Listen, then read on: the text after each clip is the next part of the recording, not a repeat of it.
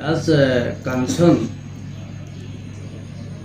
ये आप कंचनजंगा से जिरोनिया स्टेशन में उतरते हुए एक दीपांकर सेन बोल के एक आदमी को उसका एड्रेस है उत्तर केरानिया देवीपुर डिस्ट्रिक्ट सिपाही जिला कमला सागर स्टेट त्रिपुरा।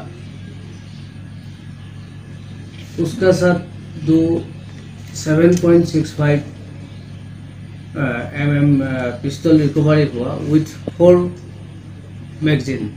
उसमें गोली नहीं था और उसने ये पिस्टल दीमापुर से लाया।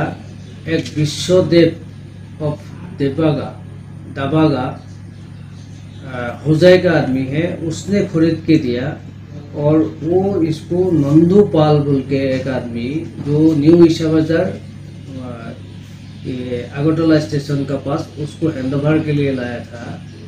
ये 30,000 पर पिस्टल देके खरीदा है और ये वो